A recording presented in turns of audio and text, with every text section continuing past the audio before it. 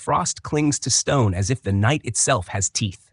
A lone figure stands upon the rampart, wrapped in a heavy cloak stiff with dew, the hood shadowing his face from the pale wash of moonlight. The wind carries the sound of distant bells, hollow and mournful, each toll vibrating through the marrow of the walls. His breath rises like smoke in the cold, dissolving into air that smells of damp earth and the faint rot of straw left uncollected in the courtyard below. The silence is not absence, but presence, a living hush, heavy with the weight of things unseen.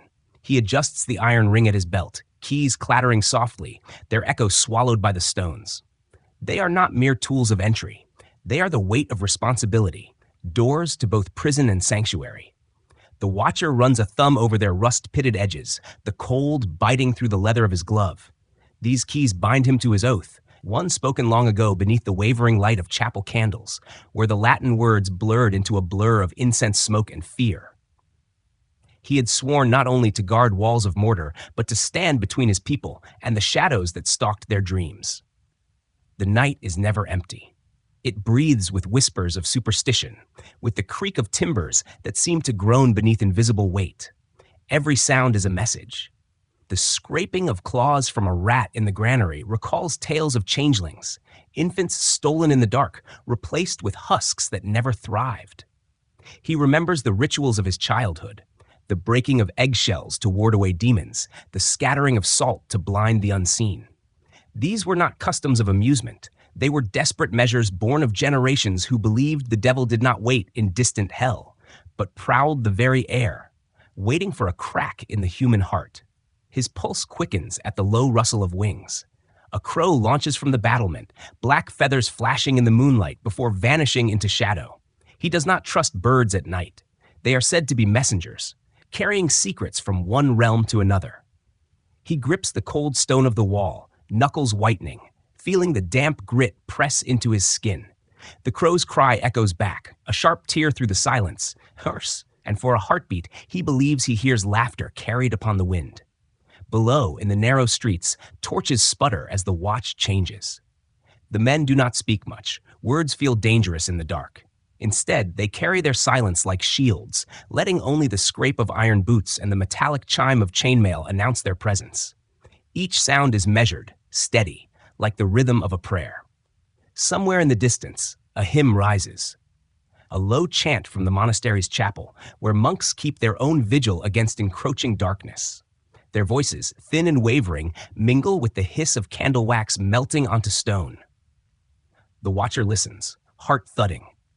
To him, the devil is not a horned beast that leaps from shadows, but the whisper in his mind when exhaustion makes him falter.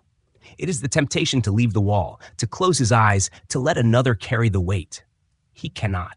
Vigilance is not only duty, it is survival. To falter is to open a door, not of iron or oak, but of spirit. He recalls the story of his father's village, how they said a man once abandoned his watch, and before the dawn, a sickness had crept in. It began with a fever, then delirium, then death, until the town lay silent, save for the bells tolling over empty streets. Was it pestilence or was it punishment?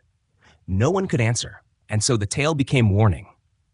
Never let your eyes close before the night has surrendered to day. His body aches with the weight of hours, but he forces himself to walk the wall. Each step is a confession. I am here. I am awake. I will not allow the devil to return. The stones glisten under moonlight, slick with frost, each one carved and laid by hands long dead, yet still holding firm against time. He touches them with reverence, as if their endurance might lend him strength. The night deepens. From far off, a wolf howls, its cry stretching thin and mournful across the frozen fields. The sound twists into something more in his mind. Not animal, but spectral, a voice from the past warning him of what stirs beneath the soil. He closes his eyes for a heartbeat, breathing in the bitter air, and pictures the faces of those he guards. Children curled beneath woolen blankets, women stoking dying embers, men dreaming of work and harvest. Their safety lies in his sleeplessness. Their lives are the measure of his fear. Yet in that same fear lies his guilt. For every night he watches, he wonders what sins he hides beneath this cloak of vigilance.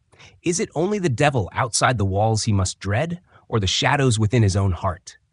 He thinks of the temptation to steal bread when hunger gnawed, of lies spoken to spare himself shame, of moments when his faith faltered. The devil does not storm gates with fire and claw. He enters through weakness, through silence, through the cracks men carry within. A torch sputters near him and dies, smoke curling upward like a black veil. He stares at the smoke as it twists into shapes, almost human, almost familiar, before dissipating into nothing. He relights the flame, but the image lingers in his mind, haunting him more than any phantom. The bells toll again, deeper now, echoing across the valley. Their sound rolls over the rooftops, shakes the silence, and settles into the marrow of the night. Each strike is a reminder. The watch continues, the devil is patient, and dawn is still far away. He tightens his cloak against the chill and resumes his patrol. The crow does not return, nor does the laughter, but he feels eyes on him nonetheless. Unseen, unblinking, eternal. He knows this vigil is not simply about survival of the body, but the endurance of faith itself. And so the watcher walks into the deepening night, his footsteps fading into the rhythm of bells and breath. He does not expect relief. He does not seek sleep. He carries the silence like a weapon, the keys at his side like a chain, and with every step he holds the line between fear and faith. Beyond the wall, fog gathers over the fields, pale and shifting. It seems to move with intent, curling like fingers around the earth. The watcher pauses, staring into the mist. Something waits there, or perhaps nothing at all. Yet he cannot look away. His heart pounds, and the frost beneath his boots crackles like breaking bones. The night exhales, slow and heavy. He grips the wall tighter, and in the hollow between bells, in the hush of unseen wings, he hears it. The suggestion, sort of return. The whisper of what has been banished seeking to step once more into the world. He closes his eyes, breath sharp and uneven, and whispers a prayer too soft for anyone but the stones to hear. When dawn comes, perhaps he will speak of shadows, of wings, of voices in the fog. Or perhaps he will speak of nothing at all. But the night remembers, and so too will he. The vigil does not end. It carries forward into the next night, into the next story, into the next chapter of a world where fear itself becomes a kind of faith, and where silence is the only defense against the return of what was never fully gone. The chapel smells of wax and old wood, the air thick with incense that clings to stone like a shroud. Shadows ripple across carved saints whose eyes have long since faded, yet still seem to watch. A single candle burns low, its flame spitting as if resisting the suffocation of smoke. Beneath its light kneels a watcher, gaunt and silent, his hands pressed together until the knuckles ache. His lips move without sound. The prayer is not for peace, it is for endurance, for absolution from the sins he fears will surface with the darkness. He is surrounded not by silence, but by echoes, the creak of timber in the rafters, the distant shuffle of boots along the street, the whisper of a rat slipping into a grain sack. The chapel holds them all, amplifies them until they seem to come from within his own chest. He cannot shake the stories, tales told in firelight, half-whispered in alehouses and cloisters alike, of angels who were once guardians, who looked upon humankind with longing, who defied the heavens and taught forbidden knowledge.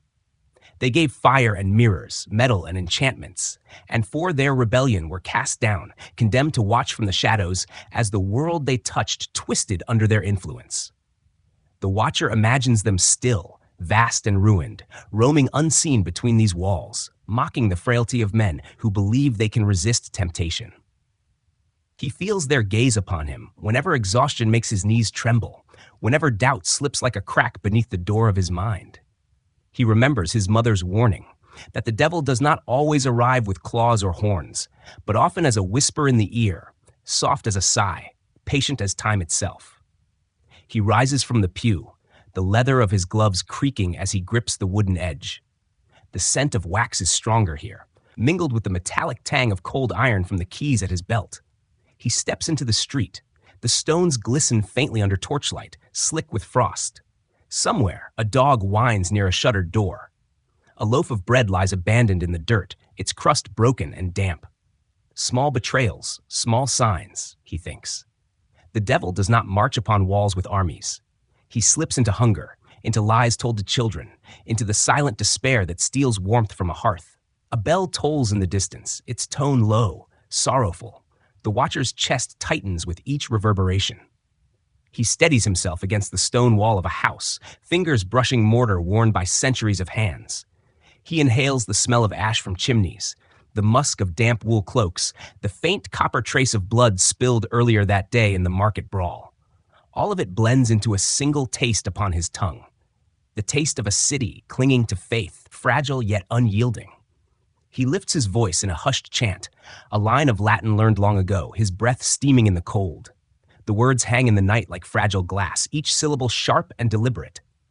Not to ward off thieves, not even to comfort himself, but to remind the unseen watchers that he is awake, that he will not yield. The sound falters in the wind, breaking against stone walls and disappearing into alleys where shadows pool like water. The city exhales. The silence that follows is not empty but charged, like the air before a storm. He senses it pressing against him, as if the very streets are listening, waiting. He closes his eyes and for an instant sees the flicker of wings, the glint of eyes too bright for this world. He does not know if it is memory, imagination, or visitation. He only knows the weight in his chest, the trembling in his legs, the resolve that hardens his jaw.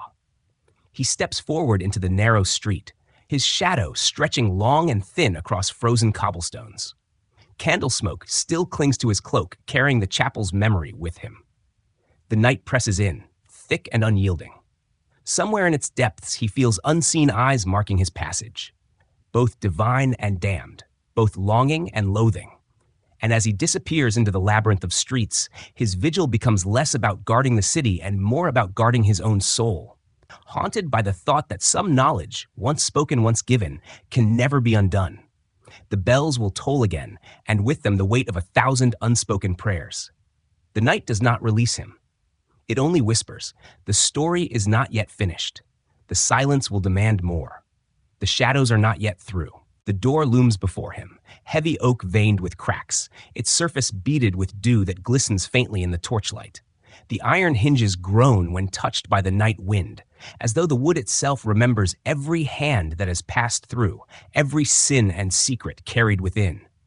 A watcher stands in the threshold, his cloak damp with mist, his breath shallow.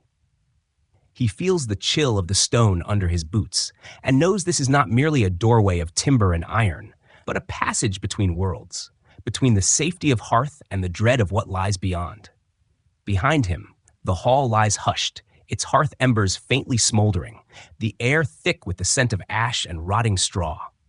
The warmth is gone, leaving only the ghost of fire, a reminder of comfort already fading into memory. Before him stretches the street, slick with frost, where the first gray light of dawn spreads like a pale wound across the horizon. The caw of a blackbird breaks the silence, sharp and sudden, its wings slicing through fog as though tearing a veil between the living and the unseen. Years ago, with hands calloused by toil, he carved crosses into this very frame. A crude knife, its blade forged in smoke and sweat by a blacksmith whose name has already faded, bit into the oak, leaving marks meant to hold back spirits. Each groove a prayer, each stroke a plea that shadows would remain outside. He remembers the rituals of the village, the scattering of salt across thresholds to blind the devil's eyes, the sprinkling of holy water along beams that already groaned with age. Such measures were fragile, but in their fragility lay a kind of faith, desperate and unyielding. The door shifts as a child enters, her small hands clutching a basket with stale bread, the crust hardened by the night air. She glances at him, eyes wide and solemn, yet filled with an innocence uncorrupted by the fears that hold him in place. Her presence is both a comfort and a wound, reminding him that this vigil is not only for walls and relics, but for the fragile lives that trust unknowingly in his endurance. He watches her step across the threshold, her footfalls light, almost sacred, echoing faintly upon the stones. For a moment, the watcher cannot move. He stares at the door, half open, half closed, a symbol of his own soul.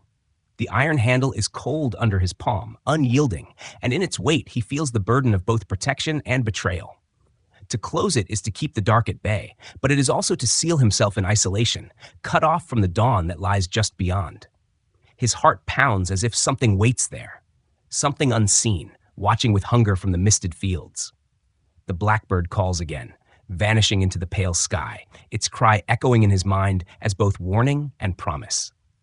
He draws the door shut slowly, its hinges wailing like voices of the dead, until the latch falls into place with a finality that vibrates in his chest.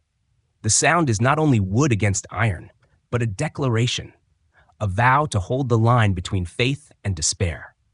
He leans his forehead against the door, the wood cool and damp, and closes his eyes. In the stillness, he feels the weight of centuries pressing upon him, of watchmen before him, of prayers spoken in whispers, of nights survived not through strength, but through persistence. When he breathes again, the air tastes of dust and lingering smoke, yet also of hope, fragile as dawn light creeping over stone. The child's footsteps fade into silence, leaving him alone with his vigil. He straightens, adjusts his cloak, and turns back toward the shadows of the hall. The threshold remains behind him, a boundary of oak and iron, a silent witness to the choice he must make again with each night. To stand, to guard, to endure. And as the light outside slowly brightens, his watch does not end. It deepens, carrying him forward into a story still waiting to be revealed. Fog swells in the courtyard like a living thing, pale tendrils wrapping themselves around the statues of saints that lean with the burden of centuries. Their faces are eroded, their eyes hollow, yet they seem to gaze still upon the man who stands alone beneath their stone silence. The watcher clutches a lamp whose flame wavers in the mist, casting shadows that bend and writhe along the cracked walls. He lays his hand against a column, cool marble carved long ago with Latin prayers now half obliterated by lichen. Each groove whispers of vows made in voices long silenced, of faiths held firm and then forgotten. The courtyard is no sanctuary. It is a stage for memory. He hears the sound of feast days, drums echoing, the clang of mugs raised in cheer, the ripe odor of roasted meat thick in the air. He recalls the softer notes of confession, when men bent low on benches to whisper sins through trembling lips, their words swallowed by the smoke of candles. Those voices are gone now, leaving behind only the taste of mildew and the faint metallic scent of rain-soaked iron. The fog cloaks him as though the past itself presses upon his shoulders, invisible yet suffocating. He remembers the forbidden tales. Angels who were guardians once, shining in brilliance, who descended and shared knowledge not meant for mortal hands. Mirrors, polished from stone, blades pulled from flame, charms whispered in the language of the stars. Their gifts lit fires in human eyes, and with those fires came ruin. The watcher shivers at the thought that knowledge itself can become a chain, heavier than any iron shackle. He feels it in his bones. Vigilance is not only against intruders, but against desire, against the hunger for power that corrodes faith. A bell tolls. The sound cuts through the fog like a wound in the air, its vibration making the lamp flame tremble and spit. Shadows swell across the courtyard, stretching long and sharp until they seem to reach for him. He pulls his cloak tighter, smelling the sweat worked deep into the linen, the acrid tang of his own fear. His hand reaches beneath the folds of fabric to touch the small wooden crucifix at his chest. Crude, splintered, carved by a monk whose trembling hands could barely hold the knife. It is not beautiful, but its grain has been smoothed by countless whispered prayers. Then comes the laughter. It drifts faint across the mist, high and quick, a child's giggle echoing where no child should be. His heart stumbles. The courtyard is empty, its statues mute, its cloisters swallowed by shadow. Yet the sound lingers, light as spider silk, mocking in its sweetness. He steps back, pressing himself against the column, his pulse loud as the bell's toll. His breath fogs the cold air, twisting upward like incense. He dares not call out. He dares not move. The lamp sputters. Its glow flickers across the temple door, wood swollen with damp, hinges groaning with age. It creaks open by inches, the sound long and drawn, like the cry of a soul undone. He grips the lamp handle until his knuckles whiten, torn between stepping forward and fleeing into the mist. The open door gapes before him, both invitation and threat. Behind it lies not comfort, but the memory of vows broken, of prayers unanswered, of the devil waiting in silence for weary men to falter.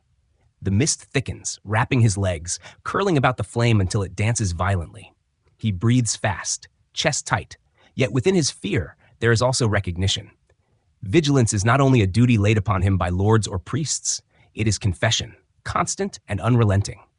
To keep watch is to lay bare one's own soul, to resist not only the enemy without, but the weakness within. The courtyard holds its breath, The statues loom silent. The door waits, dark and half open. In that suspended moment, he understands that his watch is not nearing its end.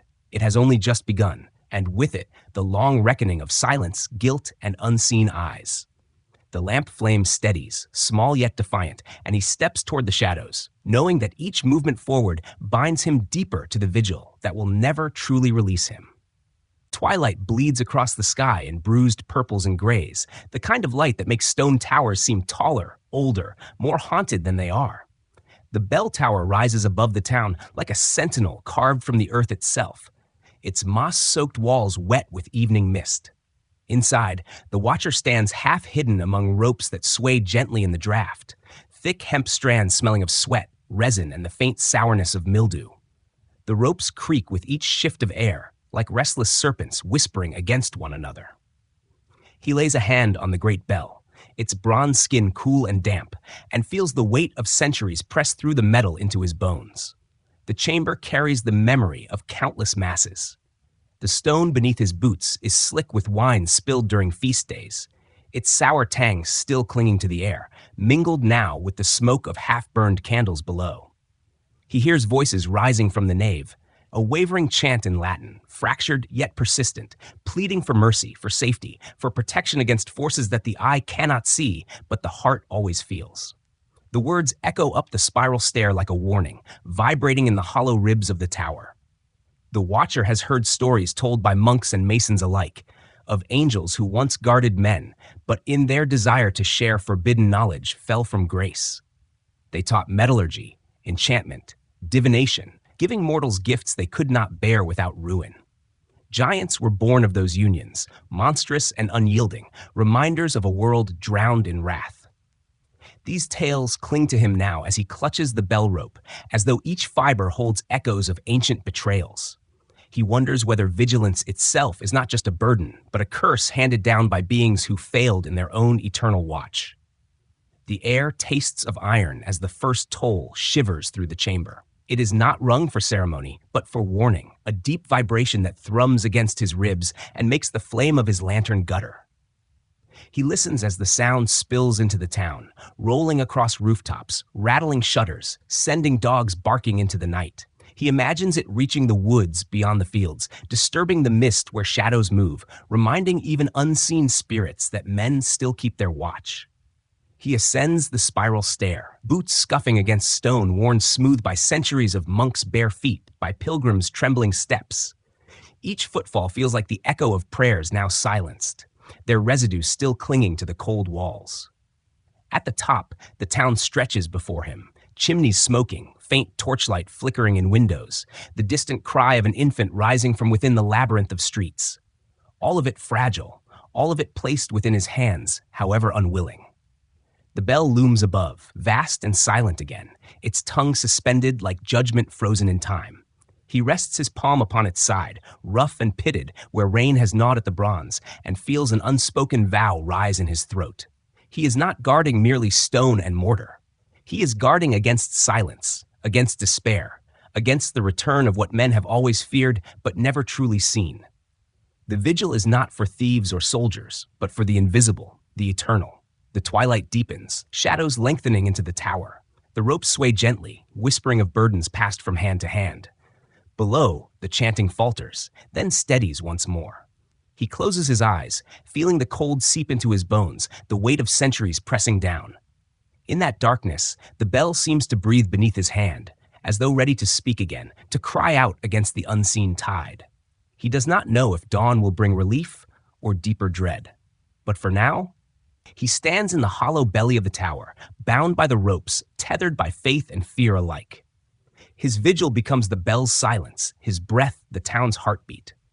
And as the last glow of sun fades into night, he understands that the chain between vigilance and fear is unbroken, eternal, and that he is only the latest link holding it together. The cloister lies in ruin, swallowed by ivy and silence. Columns rise like broken teeth from the earth, their capitals split, their carvings worn into shadows of what they once were. The night drapes itself over these stones like a funeral veil, the air heavy with the scent of moss, damp parchment, and the faint ghost of smoke from candles long extinguished. In the center, the fountain is dry, its basin cracked, yet the whisper of water lingers as though memory itself has a voice. Here stands the watcher, his cloak heavy with dew, his shoulders bowed beneath the weight of hours unmeasured. He lifts the coarse wool to his face, its texture rough against his cheek, grounding him in the solidity of what little remains. The air is so still, he can hear the rasp of his own breath, the faint grind of his boots upon the flagstones. Each sound is magnified, echoing like a confession spoken aloud. He remembers the forbidden tales, how angels once descended from their heights and shared what was not meant to be shared, the shaping of metal, the weaving of charms, the secrets of stars. From that union came giants, beings so vast they shook the earth, reminders of a world punished for knowing too much. He feels their shadow in his bones, as if the very knowledge of them corrodes his faith. What is a man's vigil against such memory? What is one mortal's endurance against the sins of the divine? A raven breaks the silence. Its wings beat against the air, scattering dust from broken capitals. It perches upon the arch of a shattered window, its eyes like black glass reflecting what little light remains.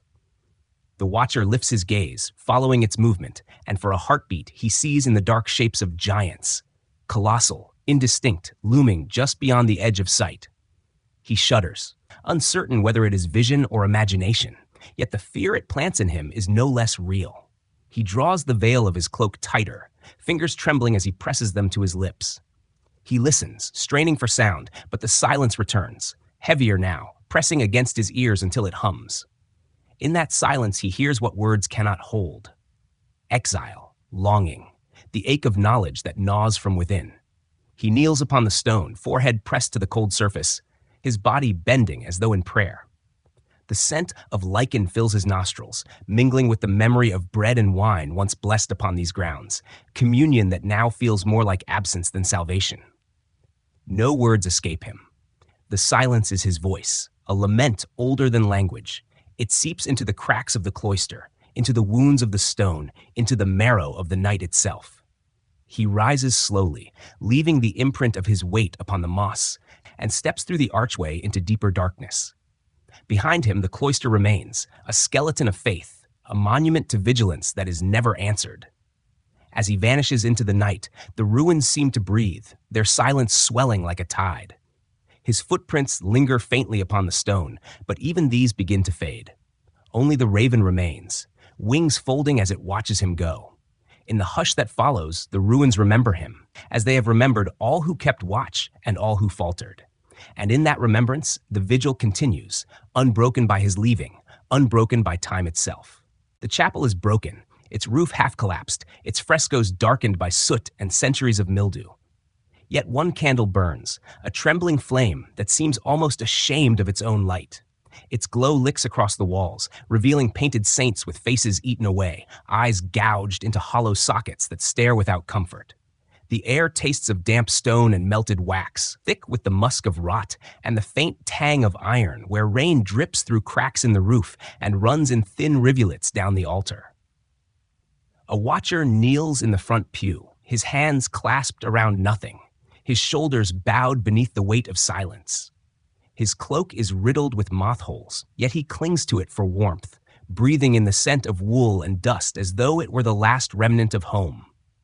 He presses his forehead against the soot-stained wood, the texture rough, splinters catching against his skin, and he whispers prayers not for salvation, but for endurance.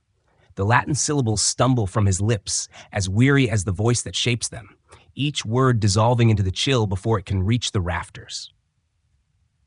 He thinks of the ancient stories, the watchers who defied heaven, who descended to teach men the arts of enchantment, of war, of forbidden craft.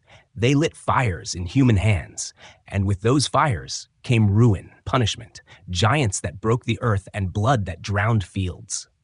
He feels their legacy in this ruin, as if their fall left a shadow that stretched through time and hollowed even these walls meant for sanctity. The candle flame flickers, and he imagines it mocking him, its fragile survival a cruel reminder of how little light resists so much darkness. From outside comes the toll of bells, 2 in mourning, slow and heavy, as though the air itself resists carrying their sound. Each peal vibrates through the stones, rattling dust from the rafters, making the flames stutter. For a moment, he believes the bells toll not for others, but for him, for his failure, for his weakness, for his endless fear. He clutches at the crucifix around his neck, carved of cheap wood, edges worn smooth by the thumb of a monk long dead. Its grain digs into his palm, grounding him in pain. Footsteps echo from the nave, soft, uneven, hesitant. He turns sharply, breath freezing in his chest, but the shadows hold nothing human. Then a dog limps into the candlelight, its fur mangy, its ribs pressing against skin. It sniffs the air, pads across the cracked stone, then vanishes into the darkness without sound. The watcher exhales, though relief never comes, only deeper unease, for he knows the devil does not arrive with claws, but with quiet, with absence, with things that slip through unnoticed. He stands slowly, bones stiff, cloak dragging against the stone floor. He reaches for the candle, pinching its flame out with a hiss. Darkness swallows him whole, pressing against his eyes, seeping into his lungs. The silence that follows is vast, suffocating, filled with the weight of all prayers unanswered. As he steps toward the door, the cold presses closer, the ruin breathing around him like a beast in slumber. His boots crunch against fallen plaster, echoing as though the chapel itself remembers every trespass. He pauses at the threshold, feeling the night beyond, thick with fog and the faint promise of dawn still hours away. The last glow of the extinguished flame lingers in his mind, fragile and defiant. He carries it within him now, though he knows it will flicker, fade, and be tested again. His vigil is not finished. It stretches beyond these walls, into the streets, into the hearts of those who sleep unaware. The chapel remains behind him, its ruins humming with memory, its silence deeper than any sermon. And as he walks into the fog, the question lingers like breath in the cold. How long can a man's light hold before the darkness claims it whole?